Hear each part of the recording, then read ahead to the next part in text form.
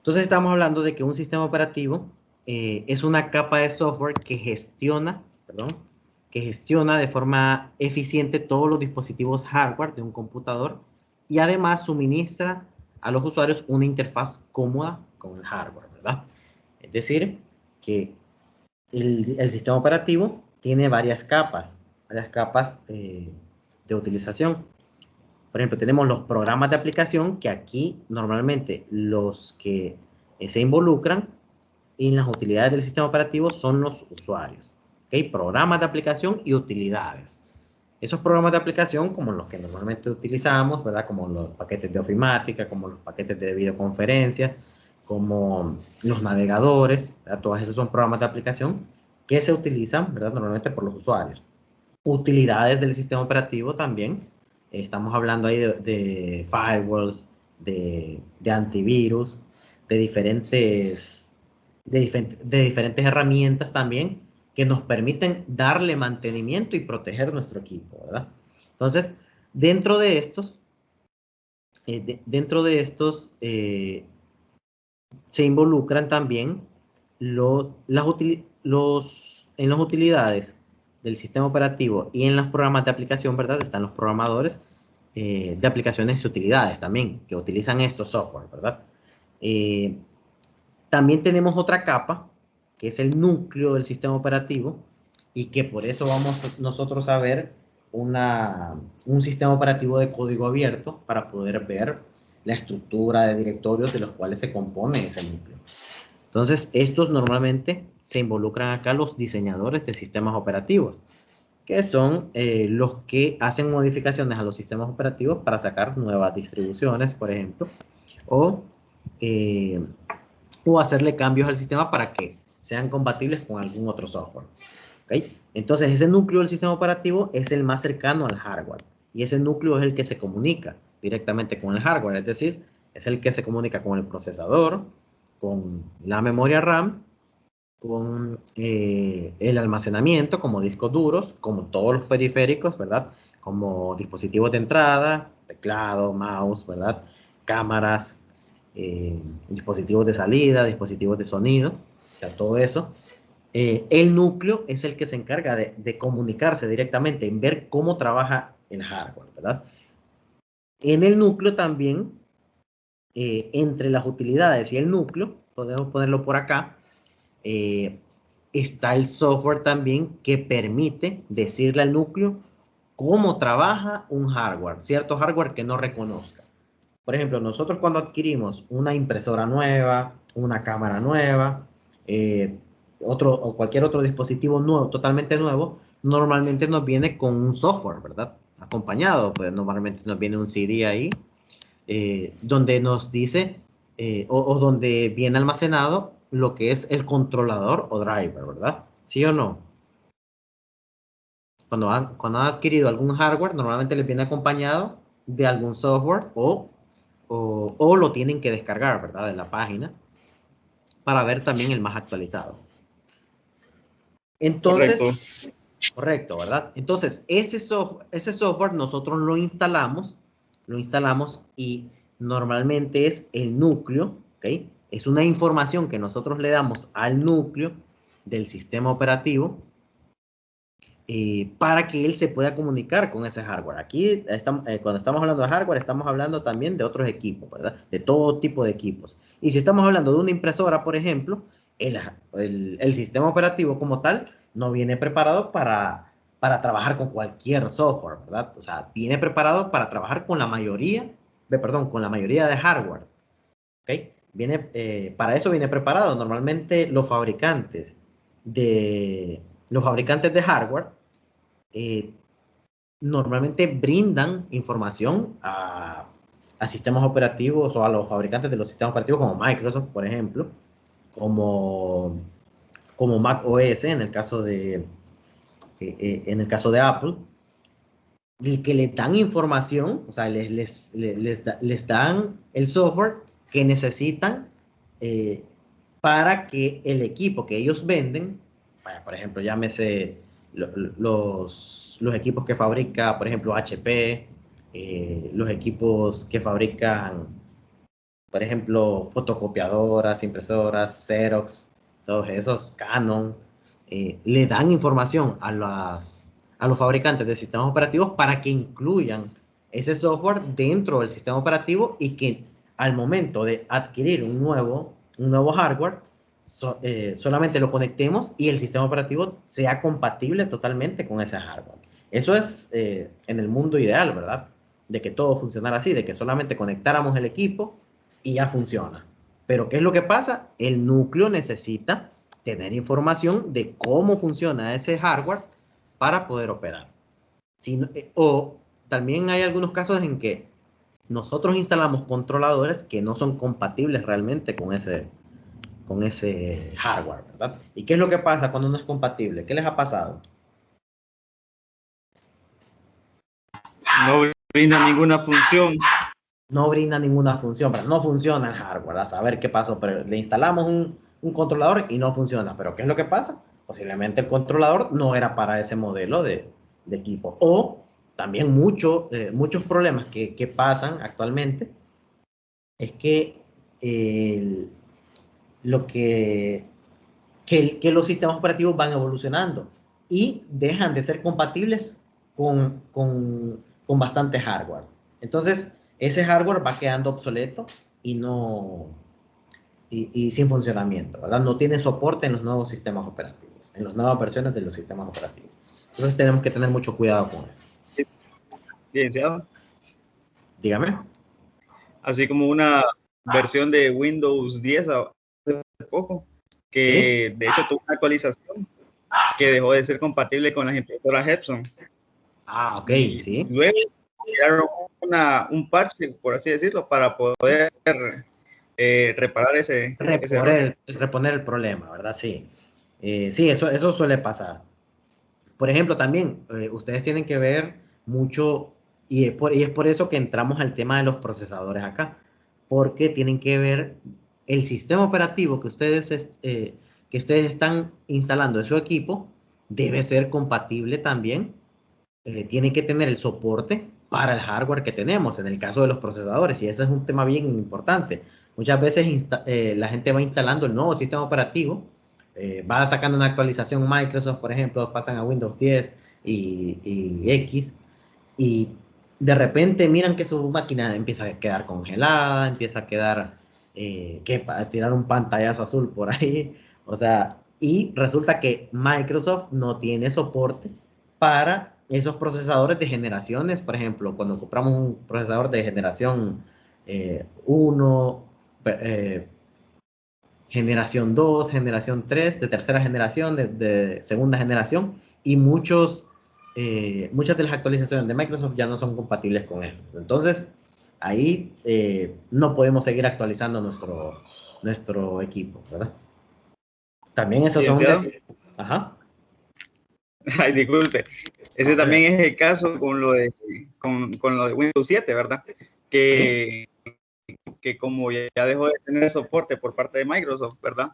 Correcto. Entonces, a partir de los procesadores de sexta generación en adelante, caen como un bloqueo, el cual no permite instalar Windows 7, ni siquiera Sí. virtualizándolo.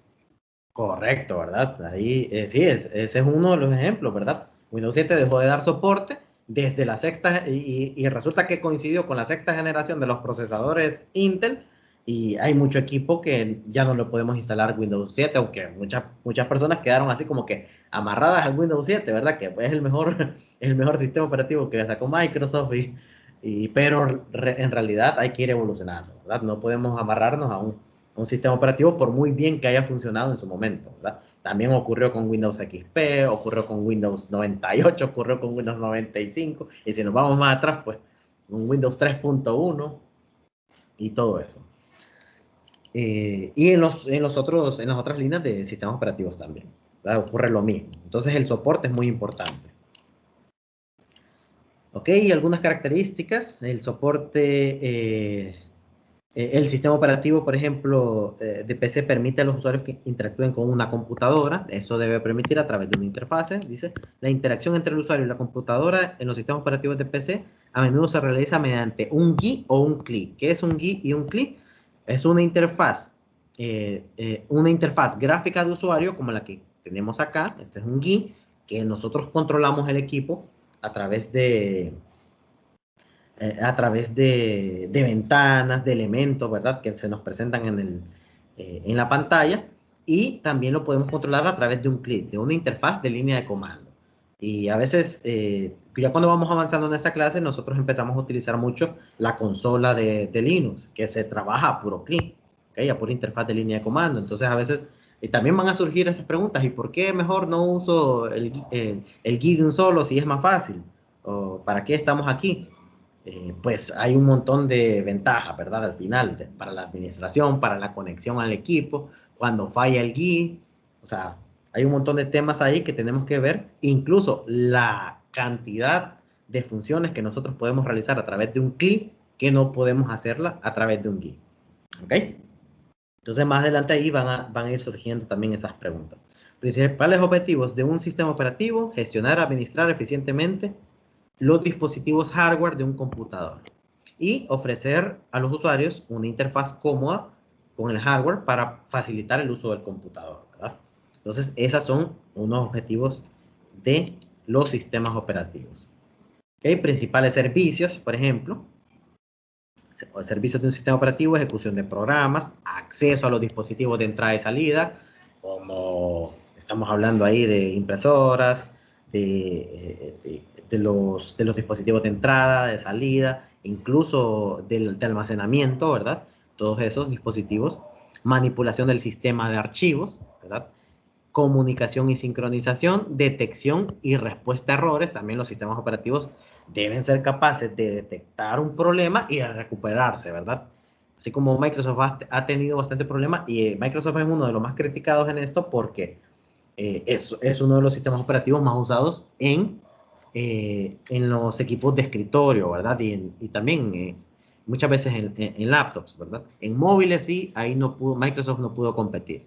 Ahí en móviles, pues ahí comió el mandado Android, comió el mandado ahí otros sistemas operativos. Protección y seguridad, también, ¿verdad? El sistema operativo debe ser capaz de brindarnos protección a través de un firewall, eh, y seguridad. También los antivirus son muy importantes, ¿verdad?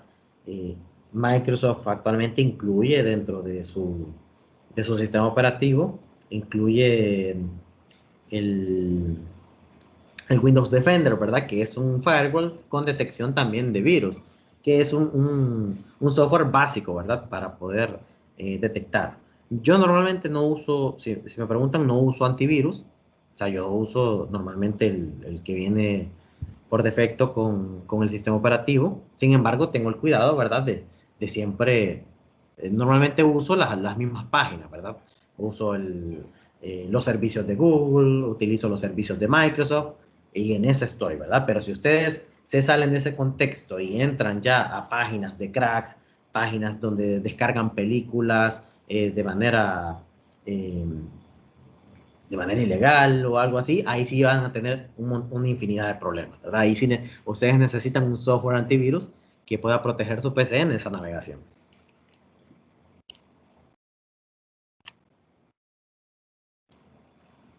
Ok, términos y características de los sistemas operativos. Normalmente los sistemas operativos son multiusuarios, ¿verdad? Permiten 2 o más usuarios.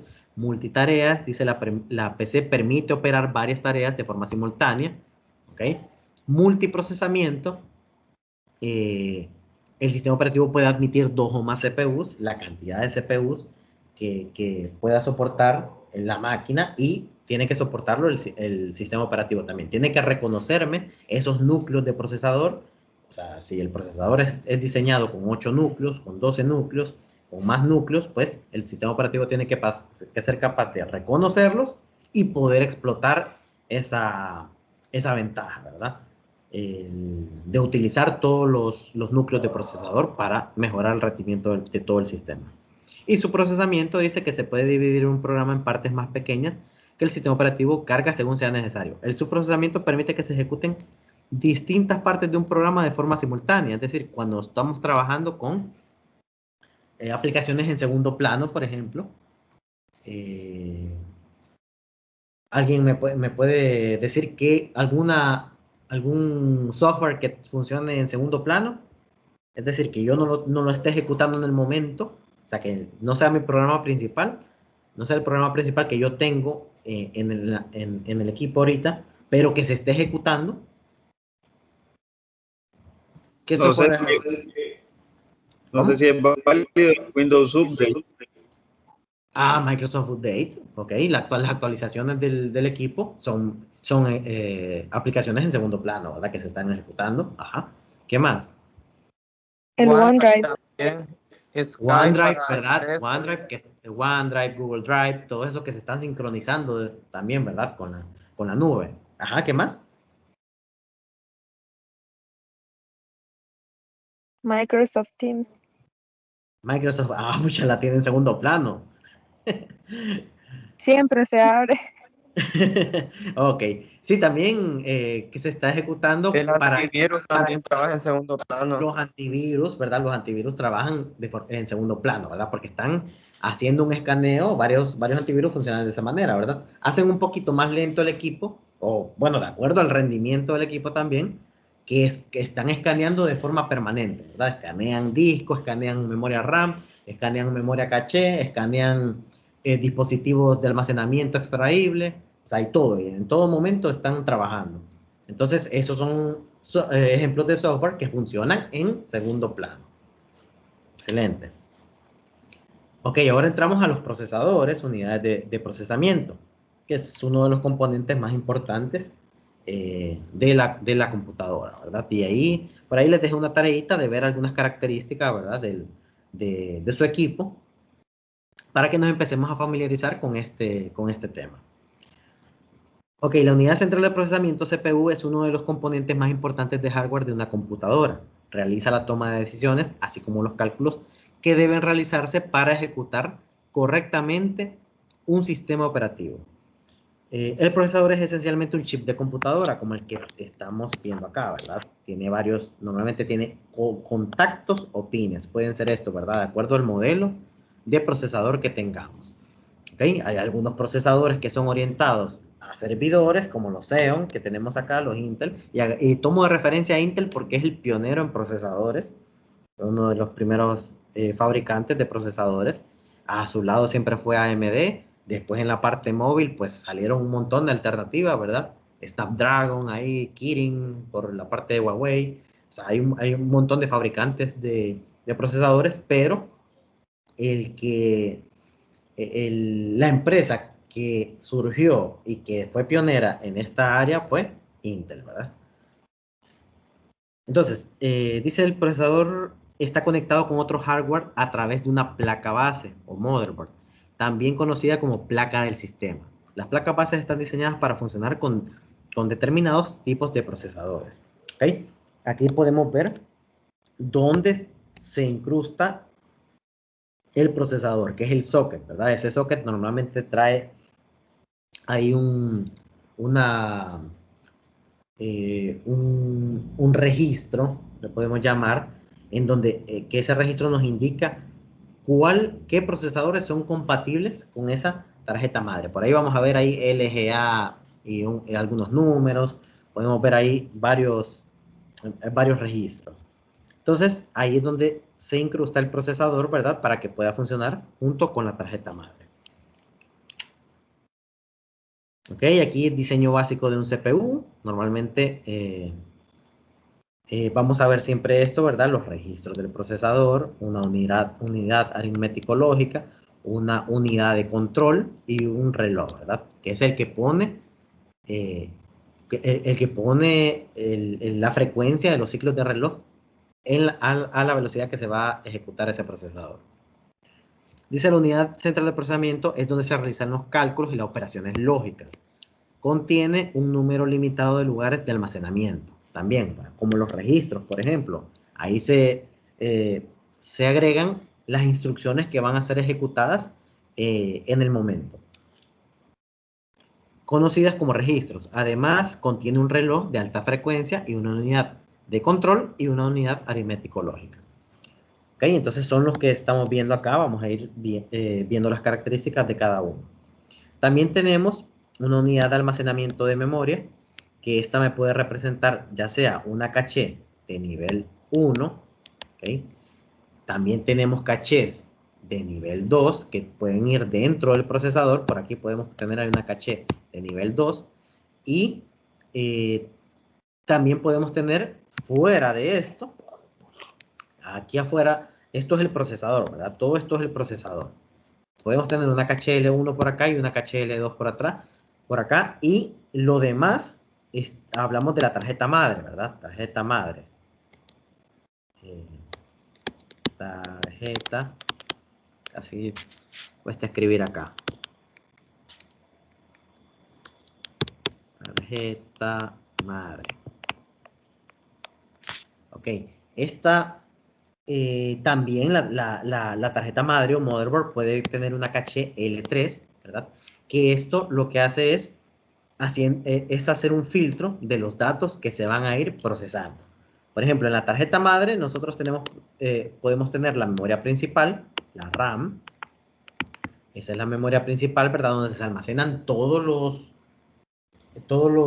programas que vamos abriendo. Es decir, estamos hablando de, si estamos utilizando Microsoft Office, por ejemplo, tenemos Excel abierto por ahí, tenemos Word, tenemos PowerPoint, tenemos Microsoft Teams, tenemos el navegador Chrome, tenemos el navegador Firefox y múltiples aplicaciones. Entonces, todo eso está almacenado en RAM. Todas esas aplicaciones están almacenadas en RAM. Cada una de ellas va pasando, o sea, de acuerdo a lo que necesite el procesador, es decir, lo que vaya en cola, todos los procesos que vayan en cola, se van pasando a una caché L3, en donde la caché L3 tiene una característica también de que tiene un cierto tamaño también, ¿verdad? No tiene todo el tamaño como lo tiene una memoria RAM. Por ejemplo, la memoria RAM podemos hablar aquí de 16 GB, por ejemplo, gigabytes. ¿Ok? Puede ser que los datos que se pasen a la caché L3, la caché L3 solo soporte unos 6 megas, por ejemplo, 6 megabytes. Ahí van a ver a veces que las caché hasta las L1 son de bastante tamaño también. Ok, 6 megas. Entonces, la caché L3 solo soporta 6 megas de información. Entonces, de la memoria RAM se tienen que sacar los procesos que están más próximos a ser ejecutados y guardarse en la caché L3. ¿Por qué se guardan en la caché L3? Es una memoria de alta velocidad. Aquí cuando nos refiramos a la memoria RAM, vamos a decir que es una memoria relativamente lenta. ¿Okay? Se pierden muchos ciclos de reloj en el momento de una lectura directa RAM. Entonces, por eso, esa información se pasa a la caché L3. Pero siempre la caché L3 está ubicada en tarjeta madre. Quiere decir que para trasladarla al procesador también va a tardar su poco. Entonces, podemos trasladar esto. Por ejemplo, la pasamos, la información o los registros que están más próximos por ejecutarse se pasan a la caché L2, ahí se va haciendo un filtro. Esta puede ser de 2 megabytes, por ejemplo. Vamos a tomarlo así. Aquí se van a ir algunos registros o algunos datos, ¿verdad? Que están próximos por ejecutarse. Después se hace un filtro de los datos que están por ingresar directamente al procesador, a los registros del procesador. Entonces, esta memoria ya pasa en una caché L1, que esta memoria caché puede tener un tamaño muchas veces es de 512 kilobytes, por ejemplo, normalmente viene siendo pequeña, pero en procesadores bastante potentes de nuevas generaciones, vamos a ver nosotros que tienen hasta esos tamaños, ¿verdad? 6 megas, 8 megas, hasta más, ¿verdad? Entonces, pero así va siendo el filtro, ¿verdad? La memoria RAM es la memoria principal y es la que contiene, ¿verdad? Una cantidad grande de almacenamiento. La memoria L3, ¿verdad? Viene así disminuyendo, ¿verdad? En la memoria L3, 6 megas, por ejemplo, solo de ejemplo. La memoria L2, la memoria caché L2 de 2 megas. La memoria caché L1 es de 512, ¿verdad? Aquí ya están los datos y las operaciones que se van a realizar de manera más próxima. Y estos se pasan a los registros del procesador. ¿Okay? Estos registros guardan lo que se va a ir pasando a cada una de las unidades internas del procesador. Va a pasar a la unidad aritmético lógica, va a pasar a la unidad de control, ¿okay? Y el ciclo de reloj que pone la operación. que pone la frecuencia a la cual se van a trabajar cada una de esas instrucciones. ¿Okay? Y aquí tenemos algunos buses también, buses de datos, por ejemplo, bus de direcciones, que hace direccionamiento a memoria, ¿okay? Bus de control, donde viajan todas las instrucciones que se van a realizar con los datos, y en el bus de datos es realmente los operandos, podemos llamarle. O sea, todos los datos que requieren ser operados, ¿okay? Van pasando a esa unidad central de procesamiento. Entonces, de esa manera es que trabaja. No sé si tienen preguntas.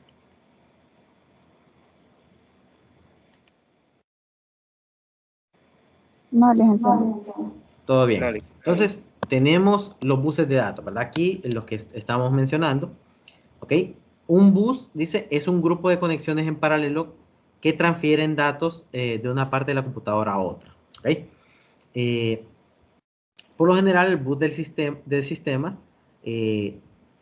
el bus de sistemas de una computadora consiste en 3 buses separados. Bus de datos, transfiere las instrucciones y los datos de la CPU de memoria. El bus de control utiliza señales binarias para sincronizar las acciones y operadores a ejecutar, ¿verdad? Y el bus de direcciones almacena las direcciones físicas de las instrucciones y los datos apuntadores. ¿Ok? Entonces, este bus que tenemos acá de direcciones me ayuda a apuntar a la dirección de memoria de la siguiente instrucción para que pueda pasar a los registros del procesador. Entonces, esos son los buses de datos. El reloj y la unidad de control del procesador. Aquí tenemos varias instrucciones. Por ejemplo, ya sabemos, ¿verdad?, de que todo viene desde la memoria RAM. ¿Okay? Todo lo que se está ejecutando en el momento, desde el momento que encendemos el equipo, carga, por ejemplo, ¿cómo se llama? Se me fue ahorita. Es la secuencia de arranque, ¿verdad?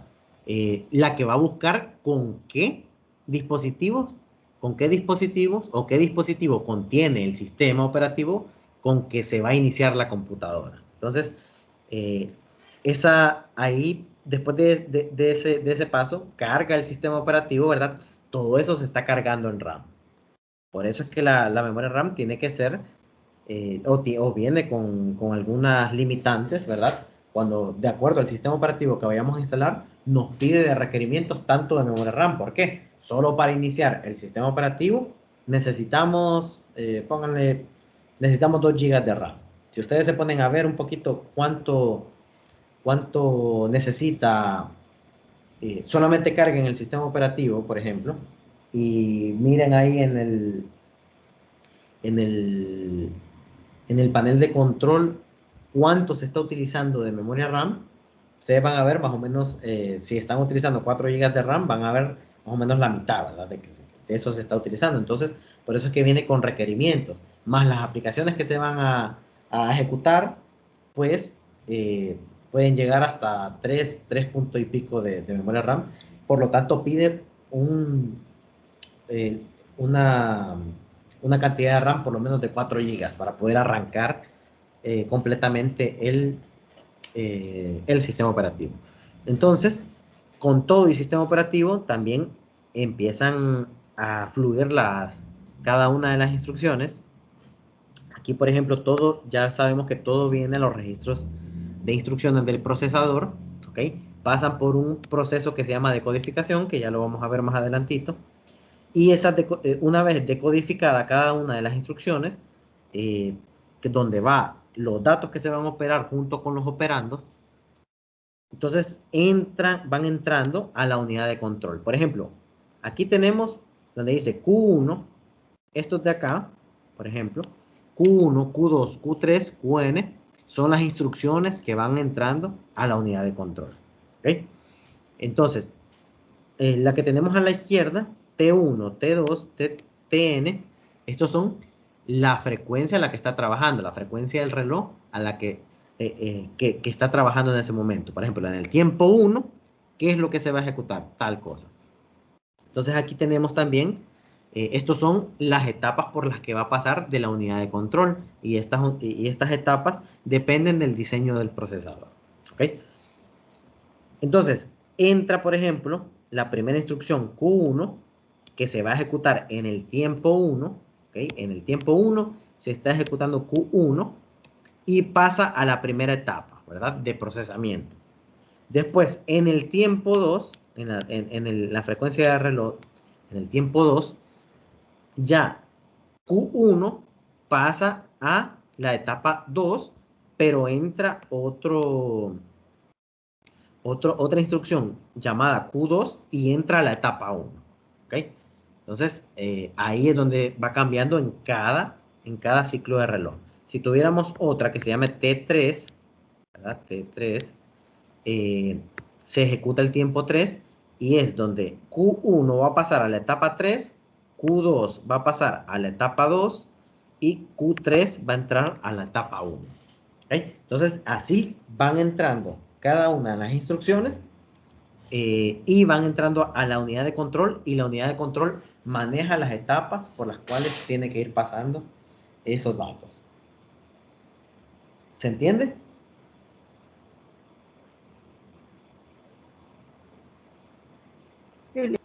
Es bueno siempre que repasen, ¿verdad? Que agarren la figura ahí y se pongan a analizarlo así para que les quede bien claro, ¿verdad? La unidad de control dice coordina la secuencia de pasos involucrados en la ejecución de instrucciones de máquina, las cuales son búsqueda, decodificación y ejecución, ¿verdad?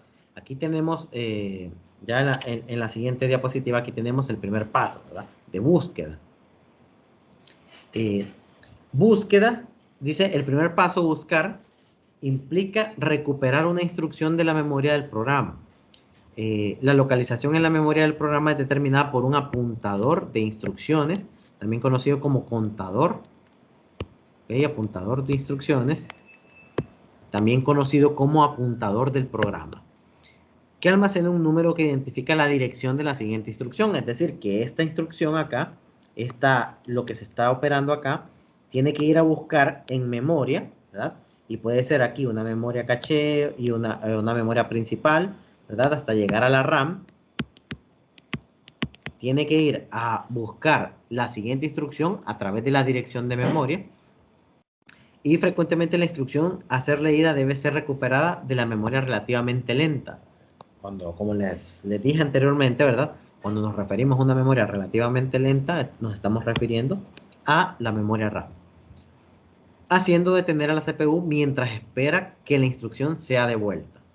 Esto que pasa acá es que cuando estamos leyendo, por eso es que existe y es muy importante la memoria caché. Y es importante que ustedes a la hora de escoger un equipo, busquen equipos con bastante memoria caché, ¿ok? Para evitar los cuellos de botella. Cuando el procesador, digamos que no existiera, que no exista acá memoria caché, el procesador tiene que leer directamente desde RAM. La memoria RAM, la lectura de una memoria RAM puede hacer perder un montón de ciclos de reloj. Aquí se está ejecutando los ciclos de reloj. Está haciendo un ciclo repetitivo de querer leer datos en los registros y para pasarlos a la ejecución. Pero si no hay nada que ejecutar porque se está leyendo de la memoria, está leyendo de memoria RAM el dato, eso puede hacer perder al procesador bastantes ciclos de reloj y bajar su rendimiento. Al final, nosotros, aunque tengamos un procesador muy poderoso como un Core i9 de 11ª generación, ¿verdad? Con 4.0 GHz de velocidad o más, no vamos a poder explotarlo. ¿Por qué? Porque si no tuviéramos caché, se estuviera leyendo directamente de la memoria relativamente lenta, que es la RAM, y eso haría echar a perder todos los ciclos de reloj que se están ejecutando en el procesador. Entonces, ¿qué es lo que hace?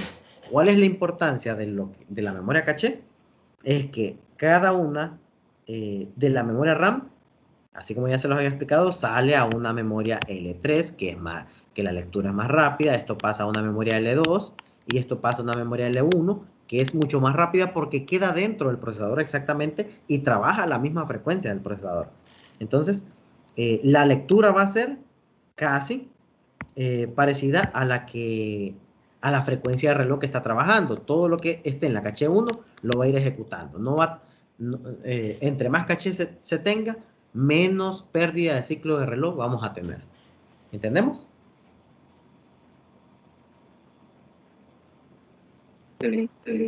Entendido, sí. Excelente. Muy bien. Entonces, después pasamos a al siguiente paso, que es decodificación. ¿Okay? Ya pasamos por la lectura, ¿verdad? Ya sabemos que esto va a leer a memoria. Entonces pasamos a la decodificación. Dice en el paso de decodificación, la unidad de control decodifica la función de la instrucción para determinar lo que se debe hacer, lo que ésta debe hacer. ¿Okay? A menudo, un grupo de números en la instrucción llamados opcode o códigos de opción, ¿verdad? Así también es llamado, indica qué operación realizar. Una cosa son los datos que se van a operar y otra cosa es el código de opción, ¿verdad? ¿Qué es lo que se va a hacer? Se va a realizar una operación aritmética, se va a realizar una operación lógica. ¿Ok? Indica qué operación realizar. Los operandos de entrada de la instrucción se pasan a la unidad aritmético lógica y se envían señales a la ALU para indicar la operación que se va a realizar. Si la instrucción utiliza un operando de entrada, ¿verdad?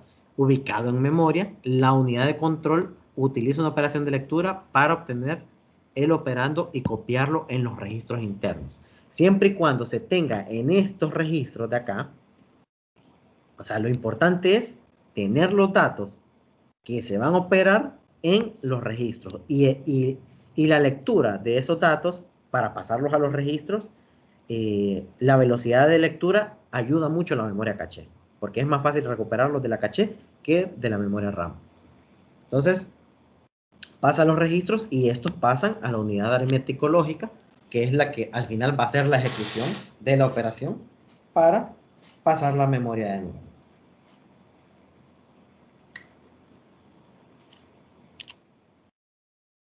Ok. La unidad aritmético-lógica dice, realiza operaciones aritméticas como la suma, la resta, las operaciones lógicas como AND, OR y NOT. ¿Okay? También, ¿qué es lo que pasa acá? Aquí tenemos algunas operaciones lógicas, ¿verdad? En la programación, por ejemplo, muchos de ustedes me imagino que han programado, ¿verdad? Ya sea en el colegio, si no, ahorita es Sistemas Operativos 1, posiblemente estén ahí llevando, ¿verdad? Programación 1, no sé en qué nivel van, pero en programación utilizamos bastante estas instrucciones, ¿verdad?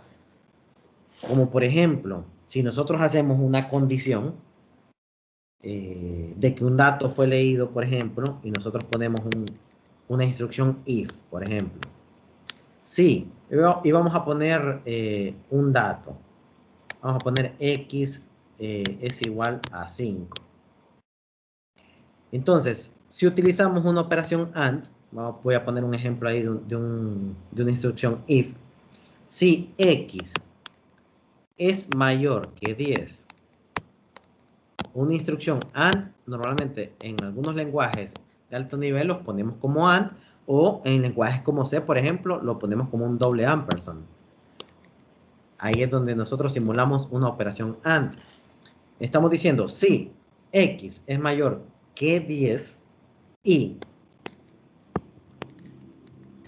x, perdón, que esto, y x es menor que 20, ¿ok? Entonces ejecute la siguiente instrucción, que puede ser cualquier cosa, ¿verdad? La siguiente instrucción. Entonces, ¿qué hace una operación AND? En este caso, por ejemplo, x es igual a 5. Si yo evalúo esta primera instrucción, x es mayor que 10. No, ¿verdad? No es mayor que 10. X es igual a 5. Entonces, esta me va a dar como un resultado falso. Y ahora voy a evaluar la siguiente opción. Siempre x es igual a 5 y ahora x es menor que 20. Sí, es menor que 20. Pero ¿qué es lo que pasa? Estoy ejecutando una operación AND. Quiere decir que las dos operaciones tienen que ser verdaderas para que esto sea verdadera. La tabla AND es esto. Miren, si lo vemos desde el punto de vista binario, si por ejemplo tenemos un 1 y un 1 es igual a 1 en una operación AND binaria. 1 con 0 es igual a 0. ¿Por qué? Porque no son solamente cuando los dos datos, y eso posiblemente lo veamos acá, algunas operaciones binarias, para que sepamos la lógica de lenguaje máquina a nivel binario, ¿verdad? Solamente cuando cuando los dos datos sean verdaderos, va a dar el resultado verdadero. Entonces, esa es la operación AND. ¿Okay? Por ejemplo, cuando ejecutamos una operación OR, ¿okay? Una operación OR ya cambia la cosa. ¿Okay? Voy a borrar acá esto. ¿Okay? Voy a colocar una operación OR ahora.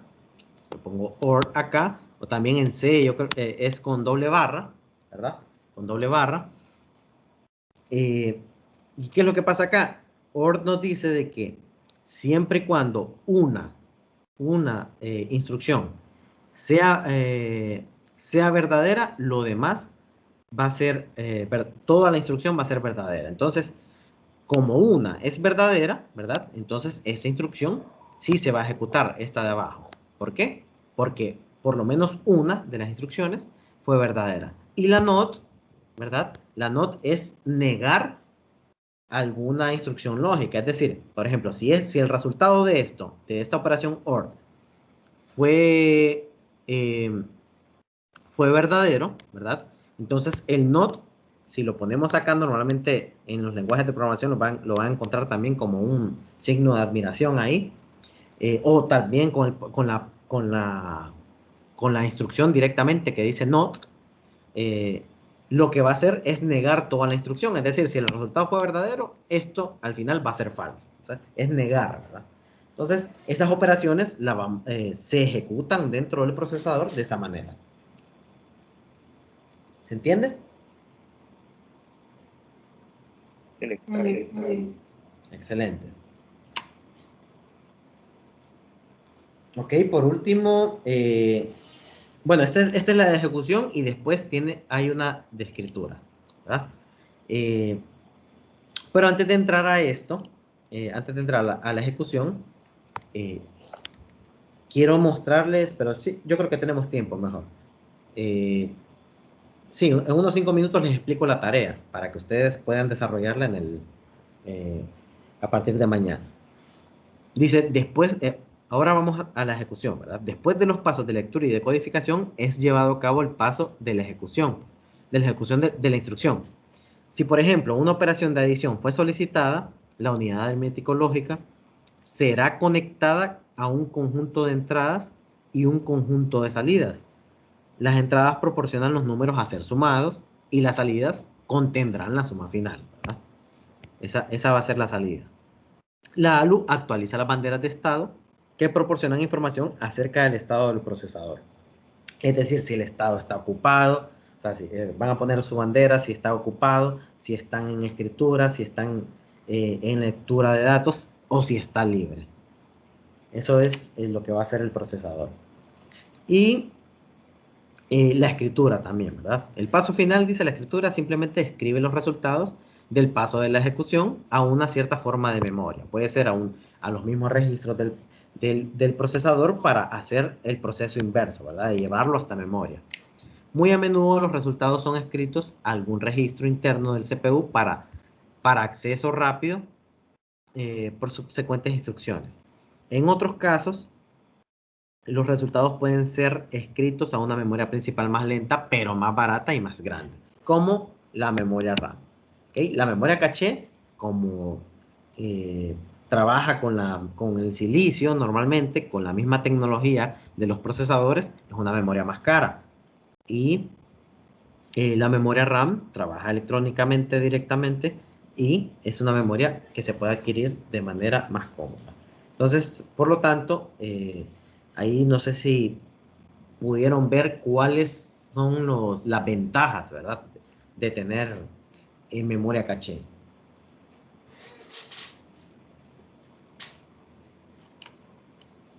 Entonces, esos son los procesos que conlleva la unidad de control. Y al final hay un pequeño pseudocódigo de todo de la secuencia que lleva el procesador, ¿verdad? Aquí iterar es repetir, ¿verdad? Este ciclo se va a estar repitiendo. Es como quien dice el algoritmo que utiliza el procesador. Obtener la siguiente instrucción, avanzar en el apuntador de instrucciones, ¿ok? Apuntar a la siguiente dirección de memoria, decodificar la instrucción. Si se necesita un operando de memoria, leer el valor de la memoria, ejecutar la instrucción, y si el resultado es un operando de memoria, escribir el resultado en memoria. ¿Ok? Entonces, esa es el pseudocódigo que puede estar utilizando un procesador. Puede ser más complejo, o sea, de acuerdo al diseño, ¿verdad? Pero en términos generales, es esto, ¿verdad? Esto es lo que está haciendo el procesador. ¿Preguntas?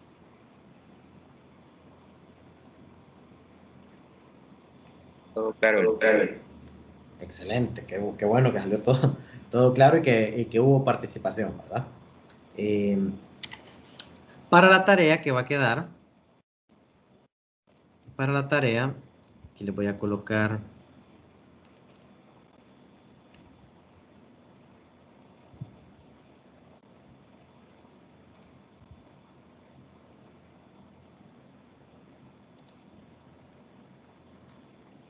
aquí tenemos, bueno, esta tarea que ya había quedado, ¿verdad? Para que ustedes pudieran verificar alguna información de su procesador, ¿verdad? Más que todo para que ustedes vean, ¿verdad? De que el procesador tiene distintos campos, distintas frecuencias a las que trabaja, la memoria RAM trabaja, ¿verdad? También a distintas frecuencias, y todo eso hace que el equipo, ¿verdad? Trabaje de manera óptima de acuerdo a las velocidades, la cantidad de recursos que se tiene y algunas otras cosas. La siguiente es una tarea, esto es grupal ya, o sea, la primera fue individual, esta es grupal, y se trata de lo siguiente: investigación de modelos de procesadores Intel. ¿Okay? Fuente de la investigación va a ser esta, ¿verdad? Van a abrir esta pestaña, ¿verdad? Aquí ustedes van a encontrar varios modelos de procesador. Intel Core, Intel Pentium, Intel Celeron, Intel Xeon, Xeon Phi, Titanium, Intel Atom, SOC.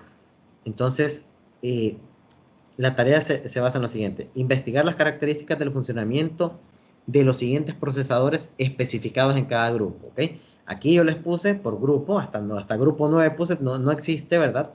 Bueno, si alguien quiere hacer un cambio, ¿verdad? De procesador, solo me lo hace saber, ¿verdad? Quiere investigar, por ejemplo, los procesadores Core i7 o quiere investigar los procesadores Core i5, ¿verdad? Con tal que no se repitan, no tengo ningún problema. Entonces, tienen que investigar cada uno de los modelos. Por ejemplo, aquí, investigación de los procesadores Intel Core i3.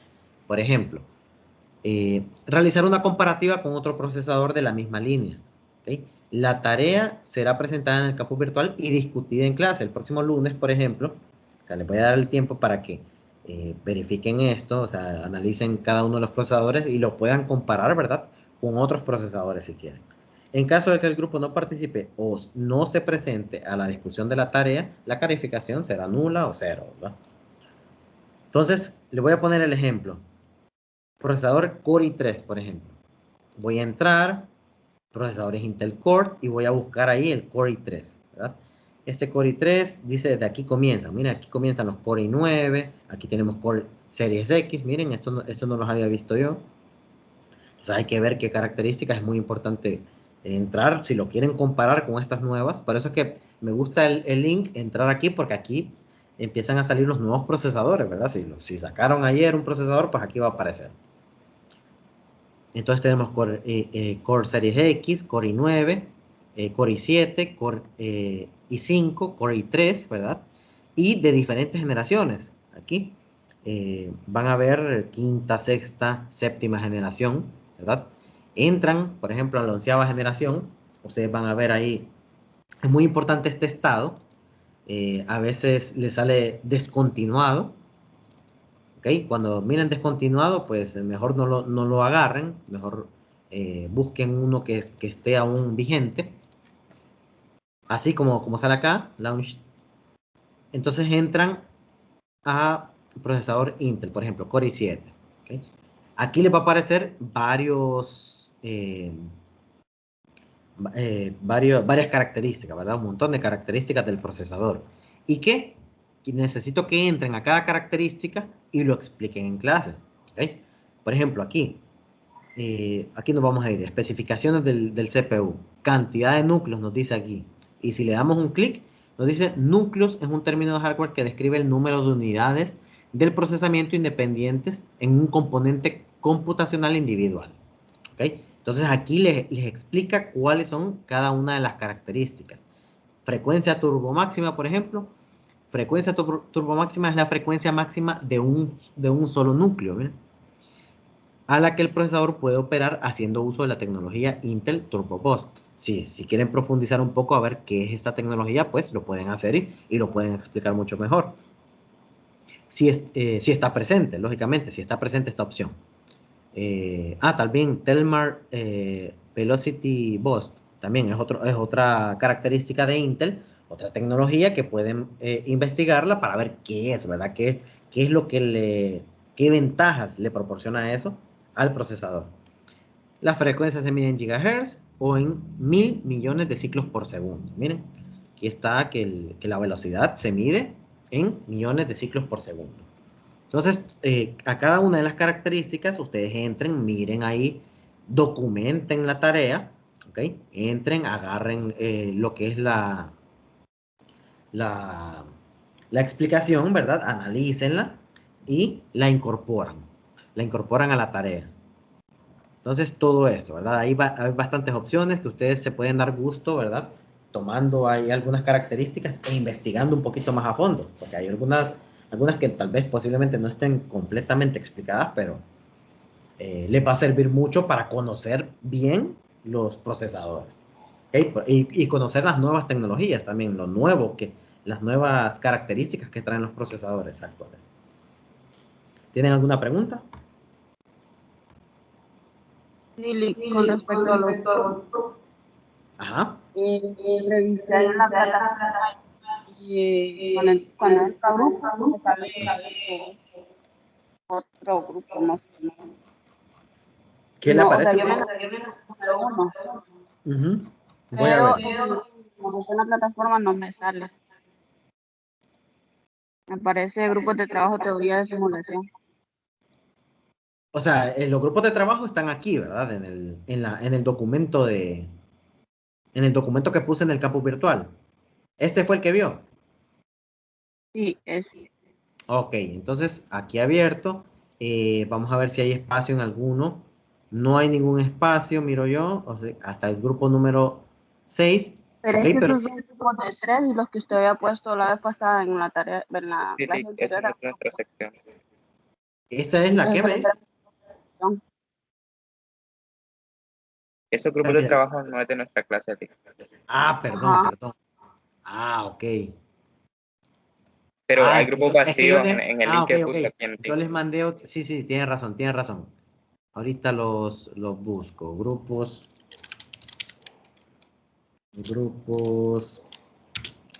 sistemas, SO, creo que le puse el CO segundo parcial 2021. Este fue el que les mandé. Este sí, ¿verdad? Sí, Ok. sí. Es que no actualicé el link, fue. Entonces ahorita lo voy a actualizar. Lo voy a colocar acá. Ok, grupos de trabajo. Sí, es que lo mandé al Microsoft Teams, ese link. Por eso, pero no me acordé de actualizarlo aquí en el campus virtual. Gracias, Lick. Ok, pues nada. Aquí entonces lo actualizo.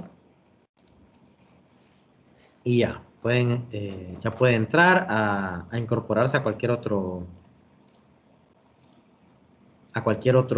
grupo. Miren, aquí hacen falta, ¿verdad? Por ejemplo, el grupo número 1, le hace falta el grupo número 5. Usted, y ahí tienen los números telefónicos, ¿verdad? Para que se pueda contactar con los integrantes del grupo y que pueda incorporarse a trabajar con ellos. ¿Listo? ¿Alguna otra pregunta?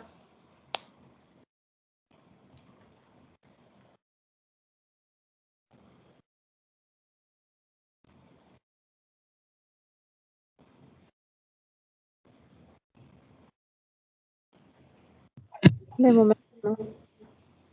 Excelente. Entonces, nos vemos el día lunes. Entonces, trabajen en la... van a presentar, ¿verdad? Esta tarea es para presentarla, así que prepárense ahí para tener todos los conceptos ya a mano, para que lo puedan explicar perfectamente en la clase. Que pasen buenas noches y feliz fin de semana también. Bueno, nos vemos. Gracias a ti, igualmente.